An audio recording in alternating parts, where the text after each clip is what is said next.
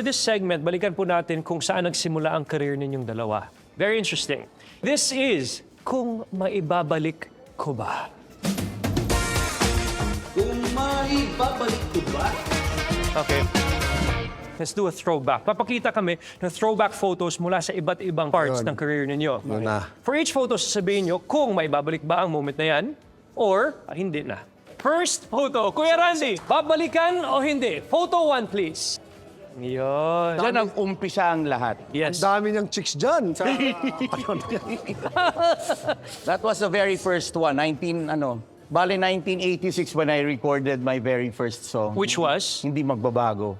So that was the start of it. So 1987 yan nung ginawa. So What was the core memory about this moment? 1987, first Randy Santiago. Yung nangyari sa buhay ko, we were not expecting anything. So sabi ko nga, noong 1986, di ba, I had triple treat. Kasama ko si Gino Padilla, Kino, and Miss Regine Velasquez. Batang-bata si Chona noon. But of course, after which, nagkaroon ako ng show, yung lunch date and all. You were still single then? Oh yeah. Single. Alam mo, Matt, Yes, Kuya papasuko Jan. ko lang, ano?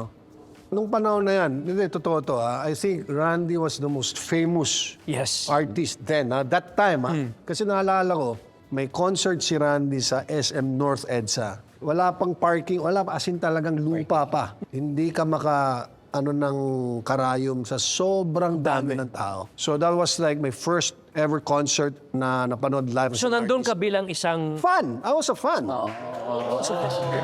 Ilang taong ka nun, Kuya Ran? Ha? Kuya Jan, ilang taong ka nun? 1 year old. Bullshit!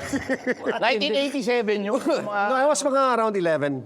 11 years Yeah, old. kidding aside, 11. 1987. So for our millennials, Gen Zs watching this right now that may not realize Yeah. how big Kuya Randy was. Like you said, isang karayom hindi mo makita sa sahig. Right. Wala tong mga BTS, mga Blackpink. Kuya Randy Santiago was the one. Ha? Totoo. Diba? Ako lang sinabing Beatles dito. Wala! Michael Jackson the movie. Dapat Kuya Randy the movie, diba? Santiago. Randy sa... Grabe, matindi. Hindi, pero totoo talaga. He was really, really big. And because he was so big, what developed and aspired from that is the Howie Boys. Right. Can you tell us more about the Howie Boys? Kasi itong mga young guns dito, hindi nila maintindihan kung ano yung mga Howie Boys. Ang alam nila, Ibang young guns dito. mga young guns. ito, photo dito, mga Howie Boys. Yan ang Howie. Sino to sila? Pinakadulo, nakita mo yun? Sino yun? Naku, master rapper, Francis Magalona. Si Francis Magalona yan? Wow. Yan ang nagdala sa amin doon sa kung bakit natatuan kaming lahat. Can you let the viewers understand how big and how important was this Howie Boys in Ikaw this naman time kwento. before? Talagang, No. If you say Howie Boys, every time the star or the superstar comes, ikaw ang Howie sa mga fans para hindi siya pero matindi ang mga hinahawi, kumbaga. sobra, yeah. Ako, I would say, and I became a Howie boy of Richard Gomez, one of Yeah. the best friends in this world. Yeah. Before I became an artist, isa ako sa mga, pero grabe yung Howie Boys ni Goma noon, mga models kami. Models. lahat ng top models. Alam mo sabihin, kami mga gusgusin, yung mga Howie Boys ko. Ikaw nagsabi niya, hindi ka ako ha. Para mga itsura, mga Hindi, yun lang ang difference ni Richard. Kasi sikat na sikat din si Goma noon ng, Oo, syempre. ng late 80s to 90s. Kami mga models, mag-deliver na mga challenge siguro. Kahit pakita yan, hindi naman maniwala na model yan. Eh, kasi naman tinatatuon. Pero yun, that's the meaning of Howie Boys. So for example, kapag nasa studio tayo ngayon, Randy San, let's bring it back to the 70s. Yeah. Nandito tayo nagsushooting. Ano ba, 80s? Ay, sorry. 80s, pasensya na, 80s. 60s mo na, para ano? Sa 80s, nandito tayo nagsushoot. Paglabas natin tong pinto, Hindi hindi na. Ganun na. Dami ng tao. Yan. Hindi Hindi. Di ba? Kasi tinatanggal nila, gusto rin nila makita yung mata Mata. ko. Oh. Lalo na sa mga multo. Oo, tinatanggal. Syempre, yung konting pitik lang nun. di ba? Labas. Mga ganun. Oo. So, sila yung mga Pero sino talaga nakakita sa mata ni Kuya Randy? Sino? Ang unang nakakita. Ano ba problema talaga ng mata mo? Ay! Oo. Hindi. Ba't ano ba? Gusto nyo ba makita? Wala. Fashion statement nga eh. Oh. Ha? Huwag na. Okay, Kuya Jan naman. Kuya Jan, pakita po natin Naku, itong na. photo. Yan. Jan Estrada. Ay! Yan. Oh. Ito! So, Oh my God. no. But going back, nung nag-Howie Boys, ito yung mga sinusuot ng Howie Boys dati. Ito yung costume. Pwede yan. Pwede yung costume na namin ni, So, explain mo nga sa amin to. Sino ba to? Hindi, ano yan. It's a bench underwear fashion show, Matt. I don't Okay. know the year. Okay. So, But yeah. this is post, ladies and gentlemen, post Carlos Agassi, Jay Cuenca, lahat na sila tabi. John Estrada. Yes. Ay, John Estrada. sarap mag-guest dito. Talagang... Angat. Kaya maputo lang kita. Oh. Kahit ang katawan ngayon ni John Estrada, ganyan-ganyan pa rin hanggang ngayon. Naniwala ako. Hanggang ngayon, makita mo! Hindi, Kuya Jay, i-explain natin sa kanila. Kasi nung pumasok sa studio, talagang tumba sila lahat. Akala nila sino sila, kasando din pumasok. Akala ko may dancer ng Adonis. Hindi kasi summer naman. Summer. Siyempre mainit. Alam ka namang sa parking nakasuit ka na, naka-coat ka na doon. Pakita mo nyo. Then, but those were the days. Those were the days. But maintain talaga, Kuya Jan. Well, I have would love to say, maintain it, Matt, because we're not spring chickens anymore. And I mean, I want to inspire also with the newcomers. Yes, of course. Nakaka-inspire ka talaga, Kuya Jan. Tumapak ka ng 50, pabayaan mo. 50 ka na? 38. Yes, Matt. But kudos to you, Kuya John. Thank you. Talagang matindi, matigas ang katawan. Hindi. Ibig sabihin, Matigas ba? Matigas. No, man, you know that it takes a lot of Work, dedication. hard work, Yes, and dedication, and all that. Pero, Kuya John, may pressure ba talaga noon na i-maintain talaga ang image or kumbaga mas naging advantage sa'yo sa pagkuha ng mga roles at kailangan talaga maintain the physique? Well, I would say, Matt, na there was a time also na napabayaan ko sarili ko. No? But we're in this industry na it's a must for me. The competition is high and the pressure is high. The pressure is high. You have to look good for you to Yes. get good roles. Kasi kung pabayaan... Viable, ika nga. Exactly. Kasi kung hindi, wala. Itong photo naman. Ito. Ano ba yan? Hindi ako si Nancy to lahat Wala ka pong iba dyan na mas dyan. Oh! Ayan. That's another bench underwear fashion show. Hindi. But this, ladies and gentlemen, okay, people can admire or some can laugh or whatever, but to do something like this takes guts and hard work. Yes. Hindi biro to, Kuya John Estrada. Ano lang yan, ano lang, trabaho lang po. Palakpakan, Kuya John, palakpakan. Okay, balik naman tayo kay Kuya Ranzo. Yan. Ako may ganyan ako. May ganyan ba si Kuya Ranzo? Wala pang sirating ganon. Isa lang, one time lang. Kung may babalik ko ba? Ito, Kuya Randy, babalik ba to? Or iiwanan natin doon? Yeah. Si Kuya Randy ba to sa right side? Sa left side? Kuya Ruelo. Ruelo. Direk Ruelo. Hindi. When was this moment? Kuya Paikot-ikot, the movie. Okay. Ayun. Masarap siyempre whenever you do mga dito movies. Opo. Masarap. Si Direk Roel ba nag-direct dito? Yes. Nice. How is That was the first directorial job of Roel. how is working with the brother? Masarap. Mas kaya lang siyempre strict eh. Stricto si Direk Roel. Oh, alam mo yun.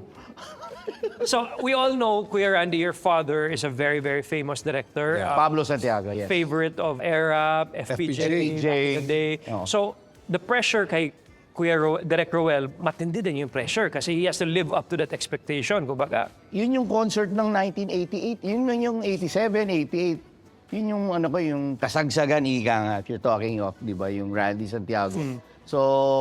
So when I asked him to direct my concert, yun. That was so the first din one. nagsimula ng directorial debut ni Kuya Direk Yes, Roel. as first director for concerts. Pagkatapos, pati movie. Siya na- Hanggang ngayon, siya din nag-direct sa mga shows niyo.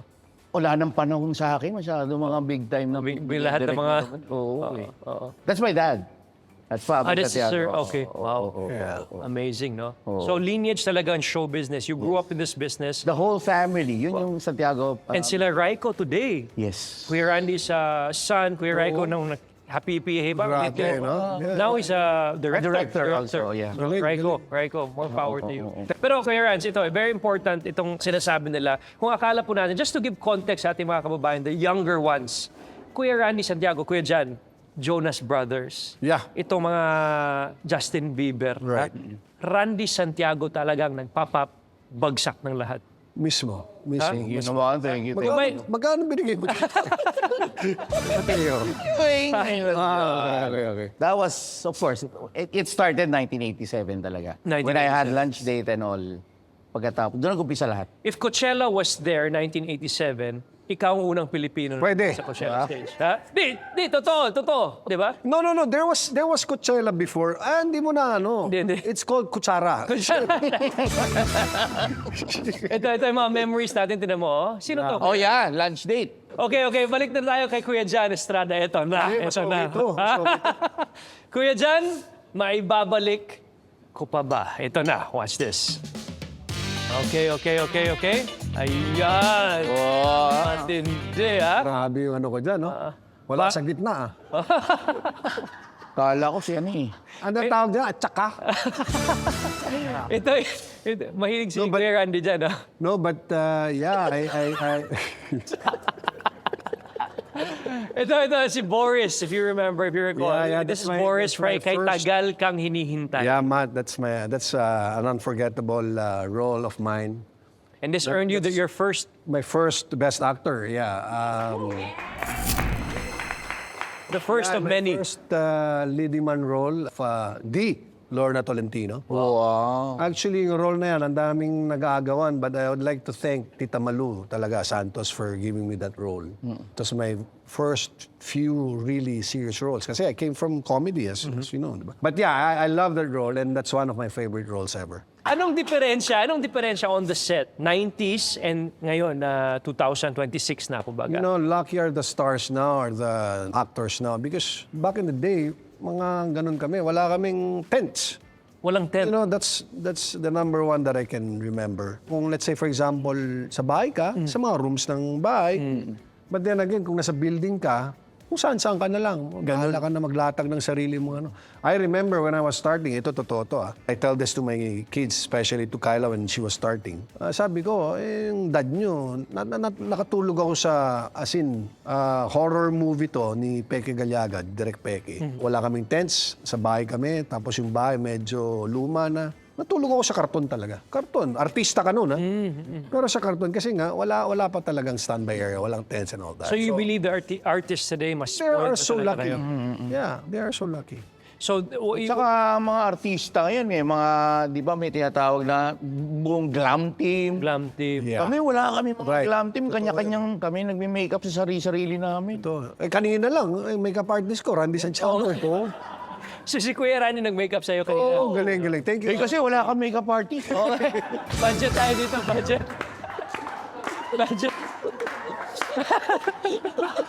Nagme-makeup pala kayo? Hindi, pero okay naman. Nagustuhan ko naman yung Sino pinatala nag-makeup ng sa'yo? artist. Wala tayong makeup dito, Kuya Reds.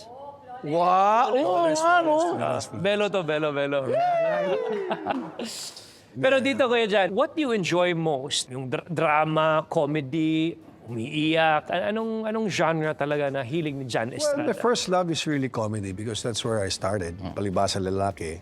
I really miss doing comedy kasi comedy is light math, di ba? Pero yung drama series are, the money is always good. You tape 3 times a week. Unlike sa comedy, once a week lang, di ba? But given a choice, I would do comedy shows again. But that's you just came from But a I very love doing drama. I mean, don't get me super wrong. successful run, of course, with Coco Martin. Yep. Congratulations. Thank you. And I think they're doing another run. Yeah, Sigabo. Kasama kayo doon? No naman. Ayaw mo na? Hindi naman, hindi sa ayaw, but I mean, kailangan magpahinga rin. No? Yeah. Because it takes a Pwede- toll. Oh yeah, 3 years yung Batang Quiapo namin. Yeah, From yeah. day one, I was there. So yeah. Well, Kuya Jan, from Sirius, you were also in sitcoms, Palibasang Lalaki, of course, very famous. Richard Loves Lucy, do you remember that? Yes, yeah. I think. Okay, I was- Fine. Okay, Fine. Naalala mo ba? Yeah, of course. Anong pinaka-favorite mo dito sa lahat? Wala, palibasa. Bakit? You're working with your family. We weren't just friends, but we were a family. We belong to one manager, one management. Tapos talagang wala, namulat talaga. Doon ako namulat talaga. Kung ano man ako ngayon, kasalanan ni Goma to at saka ni Kuya Joe. Bakit? Ilan taon ka nun? I was 16. Talaga, oo. 16 years old, yeah. That was like 20 years ago. At saka fans kami nun. Fans. Mga fan. Ako, fan ako noon. Palibhasa lalaki. Yeah, palibhasa is like a Friends version Friends. of... So kayo ni Goma, Richard, Oh, yeah. talagang Taon ba yun? Hindi na. Hindi. Adliban lang kami doon, Matt. You know, I mean, we follow a Improv, script. lahat. Pero... si Bentong nandun din, di ba? Yes. Bentong. Kasi assistant ni Mr. M yun. Okay. Well, nagsimula, nagulat daw kasi sa age mo, Kuya Rans, na talagang imbis na sa Guapings ka, di ba? Dapat nasa Guapings group ka, napunta ka dito sa barkada nila Richard, Joey, at lahat-lahat pa. So, Yeah, but they're just to clarify, no? Because yun nga, hindi ko alam, siguro mahal ako ng Diyos. Sinama ko kay Richard. Si Richard, matanda sa akin, 7 years. Kuya Joey, mga 12. Tapos okay na ako doon, di nakawala ako doon. Napunta naman ako kay Willie at Randy. Oh. Kumusta naman experience doon kay William, Kuya Randy? 20 years ang tanda sa akin ng dalawa. So, no, but seriously speaking, I'm happy kung hindi to yung mga naging kaibigan ko. Siguro hindi ako hiwalay ngayon, Matt.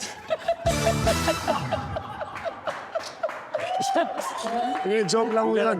Siguro maganda buhay mo. No, but I learned a lot from this. Pero ano bang lessons ni Kuya Randy and of course Kuya Willie Revillame para sa iyo at sa buhay mo ngayon? Actually, wala eh. No. But they're true friends. They're, alam mo, sa showbiz, Matt, no? Dito sa industriya natin, you can only count yung true friends mo. And of course, Willie, Randy, Richard, are really, really true friends. You know, they're family to me. Anytime you call, speed dial, Oh, yeah, doon sila for sumagot. sure. Very nice to know. sure. Kuya Randy, back to you. We have another photo of Kuya Randy Santiago. Ito na. Kung may babalik ko ba? Watch this. Okay, Kuya Randy. Ano yan? Ayan. Wow. Oh. Uy. Maricel, yes. How was this? What is this? Taray Kuya? Peroy, the movie. Okay, how was that? How's working with Madam Maricel? Sarap. At the height of yung, siyempre, Maricel Soriano yan, di ba? Para magkaroon ako ng movie with her, siyempre, sobrang privileged, tsaka talagang napakasarap katrabaho, napakalinis. Pero I don't know, I'm not sure. Naging kayo this time in this movie? Yeah. After? May babalik ba to or iwanan na natin doon? Ano yung Pelikula ba sila sa akin? Pelikula. Alam mo, talagang Kung dream ko yun. Gusto ko talaga. Would you like to work with her again in the future? Oo. Yeah. In the future, oo. Kung babalik- Isa sa pinakamabait na nakatrabaho ko, Maricel. Si Madam Maricel. Agree. Tsaka napakalinis. Talaga. Oo. Paano mo nalaman yun? Nakikita namin yun, no? Kung babalik si Kuya Randy sa isang TV show or movie, Ah. ano bang role, sinong artista na gusto mo mag-collaborate with? Hindi naman ako talaga artista only because syempre may salamin ako, di ba? So, mas gusto ko yung, of course, doing noontime with John and tayo magkakasama. Mas maluwag ang ano eh. If you could do a noontime show tomorrow, any dream team, boom, your noontime show. Kuya Randy, Kuya John, what is the team that you would want to put up? Team o Sino team? ba team, yung co-host nyo? Ikaw. Isa ka sa makakasama. Hindi, totoo. No, actually, yeah. Sobrang saya namin sa ano. Saka mabait talaga si Matt. Mabait. Oo. Walang reklamo. Salamat.